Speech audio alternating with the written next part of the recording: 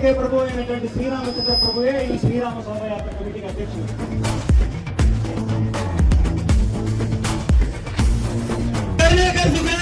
ఒకసారి జై శ్రీరామ్, గట్టిగా జై శ్రీరామ్.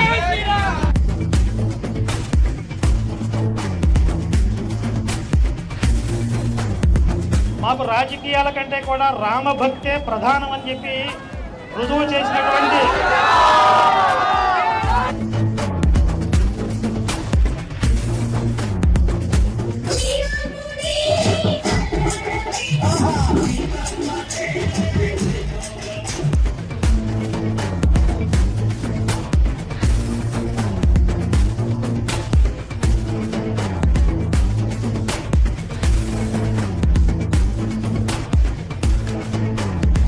కేటీఆర్ గారు ఈ మధ్య ఏమంటున్నారంటే జై శ్రీరామ్ అంటే కడుపు నిండదు.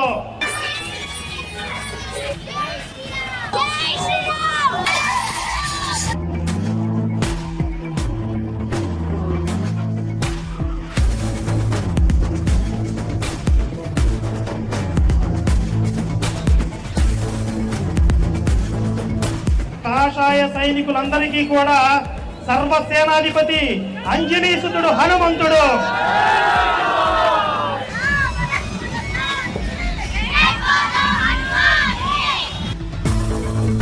అయితే ఈ మత మార్పిడి ముఠాలకి నేను చెప్పేది ఏంటంటే, మీరు ఇప్పుడు దాకా బొమ్మిడాయిలు పిత్త పరికలు పెట్టారు.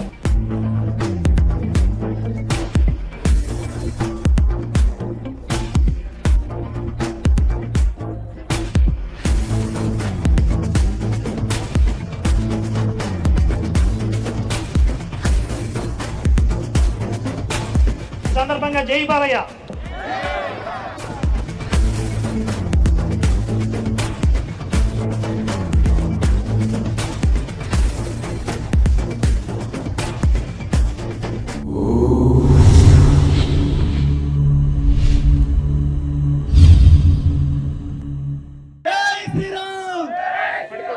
శ్రీరామ శోభయాత్రని ఎలా చేశాం? బాగా చేస్తే గట్టిగా జై శ్రీరామ్ అనాలి. శ్రీరామ శోభయాత్ర కమిటీ అంటేనే ఎవరు ఈ కమిటీకి అధ్యక్షులు, ఉపాధ్యక్షులు ఎవరు ఉండరు. ఈ కమిటీకి అధ్యక్షులు ఎవరండి? శ్రీరామచంద్ర ప్రభు. ఎవరు? ప్రభువులకే ప్రభు అయినటువంటి శ్రీరామచంద్ర ప్రభువే ఈ శ్రీరామ శోభయాత్ర కమిటీకి అధ్యక్షులు. ఎవరు అధ్యక్షులు కాదు, అందరూ సామాన్య కార్యకర్తలే. ఇప్పుడు శివశక్తి వ్యవస్థాపక అధ్యక్షులైన మన కరుణాకర్ సుగురు గారి ఈ వేదిక మీద నుంచి మానవ చేతులు పరచవలసిందిగా ప్రార్థిస్తూ జై శ్రీరామ్.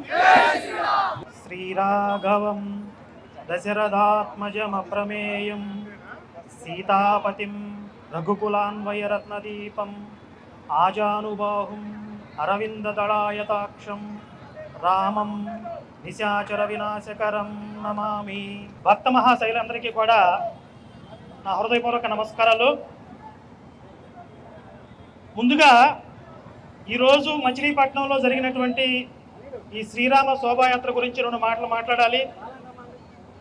కన్నుల విందుగా కాషాయ సముద్రం పట్టణానికి తరలి వచ్చిందా అన్నట్లుగా జరిగినటువంటి ఈ శోభాయాత్ర చూస్తే నిర్వాహకుల యొక్క కష్టం తెలుస్తుంది. మొట్టమొదట మన కృషి వడ్డే గారు కావచ్చు, మిత్రులందరూ వాళ్ళ పేర్లు నాకు తెలియదు కాబట్టి, ఇంకా ఎవరెవరైతే ఈ నిర్వాహకులుగా ఉండి వెనకుండి నడిపించారో ఈ కార్యక్రమాన్ని, వారందరికీ కూడా నా హృదయపూర్వకంగా ధన్యవాదాలు, అభినందనలు తెలియజేస్తూ ఉన్నాను. అలాగే ఇందులో పాల్గొన్నటువంటి రామభక్తుల గురించి ప్రత్యేకంగా చెప్పుకోవాలి. ఈరోజు మచిలీపట్నంలో ప్రముఖ నాయకులు ఇద్దరు, చంద్రబాబు గారు, పవన్ కళ్యాణ్ గారు వస్తున్నారని తెలిసింది. సాధారణంగా అంత పెద్ద నాయకులు వచ్చినప్పుడు ఏ ప్రోగ్రాం అయినా కూడా డిస్టర్బ్ అవుతుంది. కానీ మాకు రాజకీయాల కంటే కూడా రామభక్తే ప్రధానం అని చెప్పి రుజువు చేసినటువంటి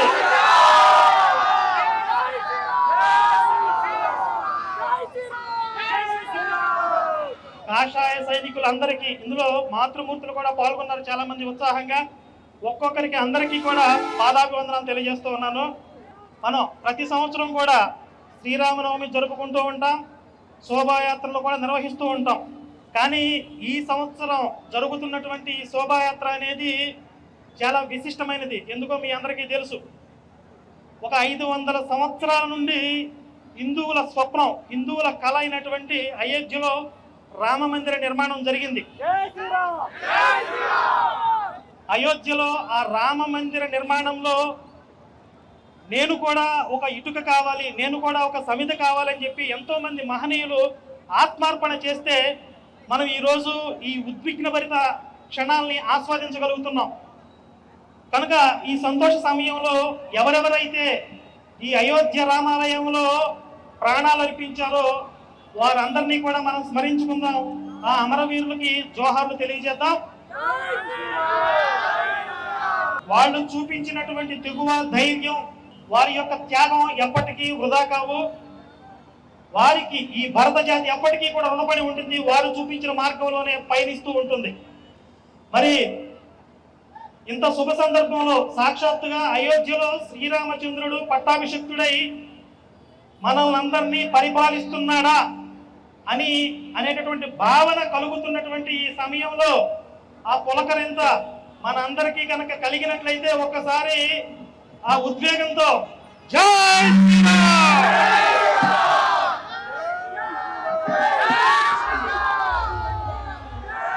మరి ఇది రామరాజ్యం అని ఫీల్ అవుతూ ఉన్నాం, త్రేతాయుగం అని చెప్పి ఫీల్ అవుతూ ఉన్నాం కదా. మరి ఇందులో రాక్షసులు కూడా ఉంటారు కదా, త్రేతాయుగంలో రాక్షసులు ఉన్నారు కదా. మరి కలియుగంలో రాక్షసులు లేరా అంటే ఎందుకు లేరు? బ్రహ్మాండంగా ఉన్నారు. ఎవరైతే దేవతా దోషం చేస్తూ ఉన్నారో, మన వైదిక సాహిత్యాన్ని అపహాస్యం చేస్తూ ఉన్నారో, విగ్రహారాధన మీద, విగ్రహమూర్తుల మీద విపరీతమైనటువంటి ద్వేషాన్ని కలిగి ఉంటారో వారందరూ కూడా రాక్షస అంశలే. అయితే ఒక రకంగా కొంతవరకు ఇది నయం. వీళ్ళు డైరెక్ట్గా మనకు శత్రువులు, మనం వాళ్ళతో నేరుగా పోరాడవచ్చు. ఇంకొంతమంది ఉంటారు కామరూప దారులు, అంటే రాహువు కేతువు లాంటి వాళ్ళు అనమాట. వీళ్ళు హిందువులాగా మారుతారు, హిందువుల్లోనే ఉంటారు, కానీ రాక్షస బుద్ధి కలిగి ఉంటారు. కేటీఆర్ గారు ఈ మధ్య ఏమంటున్నారంటే జై శ్రీరామ్ అంటే కడుపు నిండదు అని చెప్పి అన్నారు ఆయన. ఇలాగే మరి ఆయన తండ్రి గారు హిందూగాళ్ళు బొందుగాళ్ళు అని చెప్పి మాట్లాడినందుకే వాళ్ళ పార్టీని బొందబెట్టారు. కనీసం ఇప్పుడైనా సరే మనం ఎందుకు ఓడిపోయాం, మన పార్టీకి ఎందుకు ఈ పరిస్థితి దాపరించింది అని ఆలోచించుకోవడం మానేసి మతి మరిపోయి నేలలో పడి ఏదైనా మర్చిపోయాడు అన్నట్లుగా మళ్ళీ రాముడి మీద, హిందుత్వం మీద పడి ఏడుస్తూ ఉన్నారు. ఇలాంటి రాక్షసులు కామరూపదారులైన రాక్షసులు రెండు రకాలుగా, అంటే బహిరంగంగా నేరుగా శత్రువులుగా కనపడేవాళ్ళు, మనలోనే ఉంటూ శత్రుత్వం కలిగిన వాళ్ళు. ఇంతమంది హిందుత్వం మీద దాడి చేస్తున్నప్పుడు మరి వీళ్ళందరినీ ఎదుర్కోవడానికి మనకి శ్రీరామచంద్రుడి యొక్క యుద్ధ నీతి సరిపోదు. ఎందుకంటున్నానంటే ఈ మాట, శ్రీరామచంద్రుడు పరమ కారుణ్యమూర్తి, దయా సముద్రుడు. ఆయనకి కీడు చేసినటువంటి స్వజనులు, అంటే కుటుంబ సభ్యులైనటువంటి కైకేయి ఇలాంటి వాళ్ళ మీద కూడా ఆయనకి ఎలాంటి పగ ప్రతీకారాలు లేవు, ద్వేషం లేదు. అలాగే సీతమ్మని అపహరించినటువంటి రావణాసురుణ్ణి కూడా అవసరమైతే వాడు వచ్చి తప్పు ఒప్పుకొని శరణు అంటే నేను అభయం ఇస్తాను అన్నాడు. మరి నరమాంస భక్షకైనటువంటి తాటకిని సంహరించమని అడిగినప్పుడు విశ్వామిత్రుడు చెప్పినప్పుడు స్త్రీ కదా అని సందేహించాడు. అంటే లోక కంటకుల విషయంలో కూడా, పరమ నీచుల విషయంలో కూడా ఆయన కారుణ్యాన్ని ప్రదర్శించాడు. ఒకరోజు యుద్ధంలో రావణాసురుని క్షమించి వదిలేస్తాడు, దయ చూపించి వదిలేస్తాడు. ఈ రోజు నువ్వు బలహీనంగా ఉన్నావు, మళ్ళీ శక్తి పుంజుకుని రా, రేపు యుద్ధం చేద్దామంటాడు. మరి హనుమంతుడు అట్లా కాదు. హనుమంతుడు ఎలా ఉంటాడు అని అంటే జస్ట్ ఆయన తోకకి నిప్పంటిస్తే మొత్తం కంపులన్నీ తగలబెడతాడు. రామరావణ యుద్ధం ముగిసిన తర్వాత హనుమంతుడిని సీతమ్మ వారి దగ్గరికి పంపించారు రాముల వారు. ఆ సమయంలో హనుమంతుడు అంటాడు సీతమ్మ వారి దగ్గరికి వెళ్ళి, ఆ చుట్టూ ఉన్నటువంటి రాక్షసులు, ఆ ఆడ రాక్షసులందరినీ చూస్తాడు. అమ్మ వీళ్ళందరూ కూడా నిన్ను నానా రకాలుగా హింసించారు కదా, నువ్వు కనుక అనుమతి ఇస్తే, ఆజ్ఞ ఇస్తే వీళ్ళందరినీ నా అరచేతులతో చరిచి, బుద్ధులతో, పిడికిళ్లతో గుద్ది ఒక్కొక్కరిని ఎగరేస్తానంటాడు. అందరినీ గుద్ది చంపుతానంటాడు. అంటే వాళ్ళు స్త్రీలు అని సందేహించలేదు. ఎందుకు సందేహించాల్సిన అవసరం లేదు. ఎందుకంటే మరి సీతమ్మ లాంటి సాత్వికరాలు, పాపం ఆమె భర్తనే నమ్ముకుని అరణ్యాలకు వచ్చింది. భర్త లేని సమయంలో ఒంటరి స్త్రీని చేసి అపహరించారు. మరి ఆమె చుట్టూ రాక్షసులు అందరూ కూర్చుని నానా రకాలుగా భయపెట్టారు. నువ్వు కనుక రావణాసురుడు లొంగకపోతే నిన్ను వండుకు తింటావు, నీ కాలు నాది, నీ చెయ్యి నాది అని చెప్పి నానా రకాలుగా భయపెట్టారు. మరి అంత క్రూరంగా ప్రవర్తించినటువంటి రాక్షస స్త్రీల పట్ల హనుమంతుడికి ఎలాంటి దయా దాక్షిణ్యాలు లేవు. సీతమ్మ వారు ఆజ్ఞ ఇస్తే కనుక ఒక్కొక్కరిని గుద్ది గుద్ది చంపేస్తానంటాడు. కాబట్టి ఈ కలియుగంలో ఈ రాక్షసులందరినీ ఎదుర్కోవడానికి మనకు హనుమంతుడే కావాలి, లేదా లక్ష్మణస్వామి కావాలి. లక్ష్మణుడు కూడా ఓ సందర్భంలో దశరథుడు తిడతాడు. అంటే దశరథుడి వల్ల రాముడు పట్టాభిషేకం మొదలు అరణ్యవాసం చేయవలసి వచ్చినప్పుడు లక్ష్మణుడు ఏమంటాడో తెలుసా? వృద్ధాప్యం వల్ల మతి చెలించింది దశరథుడికి. అంటే రాముడికి అంత అన్యాయం జరుగుతున్నప్పుడు దశరథుడిని కూడా ఎదిరించాడు. రాముడు చెప్తే మళ్ళా తండ్రి కదా నాన్న అంటే ఎక్కడ తండ్రి, ఆయనకి మతి చెలించింది, మతి చెలించిన తండ్రి ఆజ్ఞను మనం పాటించాల్సిన అవసరం లేదంటాడు. మళ్ళీ రాముడు దైవ నిర్ణయం కదా నాన్న అంటే ఎవరా దేవుడు రమ్మను, నేను ధనస్సు బాణాలు ధరించి నిలబడి ఉంటే ఎవడు రామ పట్టాభిషేకాన్ని ఆపుతాడో చూస్తానంటాడు. ఈరోజు మరి లక్ష్మణ స్వామి లాంటి యుద్ధనీతి కానీ, ఆంజనేయ స్వామి లాంటి యుద్ధనీతి కానీ మనకు అవసరం. దేవతలందరికీ కూడా కుమారస్వామి సేనాధిపతి. అలాగే ఈరోజు ఈ కలియుగంలో ఈ అసురీ శక్తులతో, రాక్షస మూకలతో, పాషాండ ద్వయంతో పోరాడుతున్నటువంటి కాషాయ సైనికులందరికీ కూడా సర్వసేనాధిపతి అంజనీసుతుడు హనుమంతుడు. జై బజరంగబలి. ఆ రోజు రామకార్యం సాధించడానికి హనుమంతుడు ఎలాంటి ఉత్సాహాన్ని ప్రదర్శించేవాడు. ఒక సందర్భంలో మహేంద్రగిరి పర్వతం మీద హనుమంతుడు నించుని సముద్ర లంఘనం చేయడానికి సిద్ధమై మహా గంభీరమైనటువంటి స్వరంతో చెప్తాడు, రామ బాణంలాగా పయనించి లంకని చేరతాను, అక్కడ సీతమ్మ వారు కనుక కనపడకపోయినట్లయితే అదే వేగంతో ఇంద్రలోకానికి వెళ్తాను, అక్కడ కూడా సీతమ్మ లేకపోతే మళ్ళీ రావణ లంకకు తిరిగి వచ్చి లంకతో సహా పెగిలించుకుని రావణాసురుడిని బంధించి తీసుకొస్తాను అంటాడు. ఏది ఏమైనా సరే సీతమ్మ వారితో తిరిగి వస్తాను అని అక్కడ ఉన్నటువంటి వానర వీరులందరికీ కూడా ధైర్యాన్ని చెప్తాడు. మరి ఆ రోజు సీతమ్మ వారిని రక్షించడం అనేది రామకార్యం. మరి ఈరోజు రాముడు చూపించినటువంటి మార్గాన్ని, సనాతన ధర్మాన్ని సంరక్షించడం అనేది రామకార్యం. మరి హనుమంతుడు ప్రదర్శించినటువంటి ఆ ఉత్సాహం కానీ, హనుమంతుడు చూపించినటువంటి ఆ పరాక్రమం కానీ, ఆ స్ఫూర్తితో మనం అందరం కూడా ఏది ఏమైనా సరే ఆ రామకార్యాన్ని మనం సాధించి తీరాల్సిందే. మరి ఈ అసురీ మూకలకు, ఈ శత్రు మూకలకు కూడా ఒకసారి మనం ఈ విషయాన్ని కాస్త గట్టిగా తెలియజేసే ప్రయత్నం చేద్దాం. ముఖ్యంగా మత మార్పిడి ముఠాలకి చెప్తున్నాను నేను. మీరు ఇప్పుడు దాకా కొంతమందిని మత మార్పిడి చేశారు. హిందుత్వంలో ఉన్నటువంటి చచ్చు పుచ్చు పోయింది. రైస్ బ్యాగ్ కోసం మత మార్పిడి అయిన వాళ్ళు, రోగాలు వస్తే టాబ్లెట్ వేసుకోవడానికి బదులు ఎవరో కాస్త మంచి మాటలు చెప్తున్నాడు కదా అని మత మార్పిడి అయిన వాళ్ళు, అజ్ఞానం వల్ల మత మార్పిడి అయిన వాళ్ళు, ఇలా హిందుత్వంలో ఉన్నటువంటి చచ్చు పుచ్చు అంతా కొట్టుకుపోయింది. అయితే కొంతమంది అందులో మంచి వాళ్ళు కూడా ఉండి ఉండవచ్చు. మరి వాళ్ళందరినీ కూడా వెనక్కి తీసుకొచ్చే ప్రయత్నం చేస్తాం, ఖచ్చితంగా వెనక్కి వస్తారు. అయితే ఈ మత మార్పిడి ముఠాలకి నేను చెప్పేది ఏంటంటే, మీరు ఇప్పుడు దాకా బొంబిడాయిలు, పిత్త పరికలు పెట్టారు, మీ వల్ల పడ్డాయి. మేము వలేసాం కనుక ఈ బొంబిడాయిలు, పిత్త పరికలు దొరికినాయి కనుక మొత్తం సముద్రంలో ఉన్నటువంటి మత్స్య సంపద అంతా కూడా మాదే. సముద్రం మొత్తం తోడేస్తామంటే సముద్రంలో సొర చేపలు కూడా ఉంటాయి కదా. ప్రస్తుతం హిందూ సమాజంలో వస్తున్నటువంటి ఈ చైతన్యం చూస్తే ఈ ముఠాలకు కూడా అర్థం కావాలి. ఇక మిగిలిన వాళ్ళందరూ కూడా నిప్పు కణికలు అని చెప్పి మరి వాళ్ళ జోలికి వస్తే అనవసరంగా లంకా నగరం తగలబడినట్లుగా మీ కొంపలు కూడా తగలబడతాయని చెప్పి ఈ సందర్భంగా మనం గట్టిగా హెచ్చరిక చేస్తూ ఉన్నాం. అలాగే ప్రముఖంగా ఈరోజు ఇంకొక వర్గం గురించి మాట్లాడుకోవాలి, వాళ్ళే సెక్యులర్స్.